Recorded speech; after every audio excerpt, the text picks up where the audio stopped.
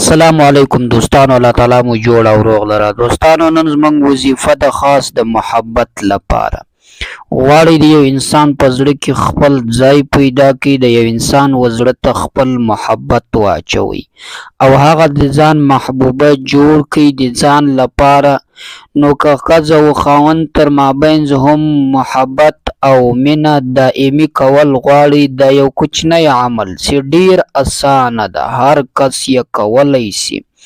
د دې یو عمل وکړئ، انشاءالله د دغه په کولو سره به چې هر څومره د سخت زړه والی هغه به نرم سي او ستاسو محبوب به جوړ سي.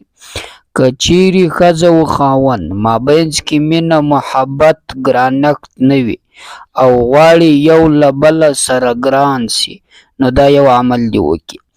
یا مثلا ښځه د له خاوند سره محبت نه کوي، بې لارې ده او ګرانښت نسته، په مابینځ کې مینه نسته، نو خاوند غواړي چې د ځان لپاره یې محبوبه جوړه کړي او مینه محبت زیات کړل سي. د یوې وظیفې عمل دې وکړي. یا مثلا د ښځې خاوند بې لاره ده، بې ځایه جنجال غوسه مینه نه کړي، محبت ګرانښت نه وي، نو د دې یوې وظیفې په کولو سره به دواړه سره محبوبین سي. دوستانو یو اسانه او مجرب عمل ده او ډیر پر تاثیر ده، ډیر طاقتور عمل ده، چا چې هم کړی ده فورا یې عمل کړی ده.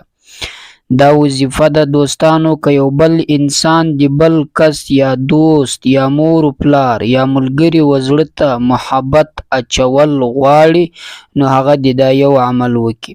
یا مثلا د رشته دارانو په زړه کې محبت پیدا کول غواړي، یا یو ځای رشته کول غواړي، د هغه په زړه کې خپل محبت قائم کول غواړي. یا مثلا یو انسان د بل کس سره ډیر مینه محبت لري او دی غواړي چې هغه له ما سره محبت وکړي، زما بې محبته یې بې ګزاره ونسي، یعنې د ځان لپاره یې تابع کړي، د ځان لپاره یې تابع وګرځوي. انشاءالله دا یو عمل به د ده لپاره تابع سي او هغه به د ده محبوب جوړ سي.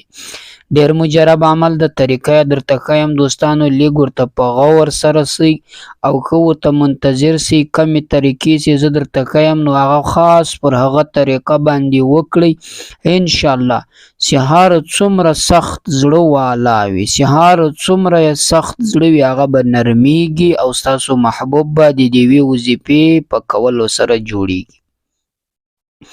نو دوستانو د وظیفې طریقه درته ښیم ډیره اسانه ده. د مرچو 7 دانې به راواخلئ، دا تور مرچ، تور مرچو 7 دانې به راواخلئ، هغه خرڅېږي هر ځای د په 20 یا په 10 روپیو پړۍ ده، له دغه څخه به 7 دانې راواخلئ د مرچو. د تور مرچ 7 دانې چې د راواخیستې مخ ته بې کېدې، پر هره یوه دانه باندې راپورته کوې، هره یوه چې راپورته کړې 7 ځلې به درود شریف ورباندې ووایه. کله چې د 7 ځلې درود شریف ورباندې ووایئ، بیا به بسم الله شریف ووایې او قل هو الله شریف به وواره ووایه. هره وار چې قل هو الله شریف ووایې، په سر کې به بسم الله ووایې.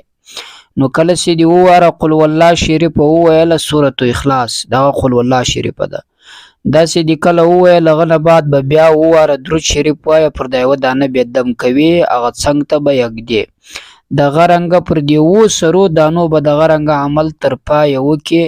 او خو یاد ساته په ذهن کې به د هغه څوک وي، په ذهن به کې د هغه څوک پروت وي کوم چې ته غواړې د ځان لپاره یې محبوب جوړ کړې، د ځان لپاره یې راضي کړې.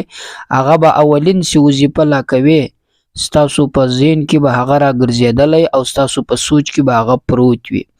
نو دا وظیفه چې د کله وکړه، پر دغه طریقه باندې پر هره دانه باندې وواره درود شریف، وواره بسم الله او وواره سورة اخلاص چې قل هو الله ده، سره له بسم الله په هر سر کې به بسم الله وایه، او له هغه نه بعد به بیا وواره درود شریف، پر د یوه دانه بیا دم کې، بیا پر دې بله، بیا پر دې بله، بیا پر دې بله، دارنګه پر 7 دانو باندې هر وار ته دا رقم.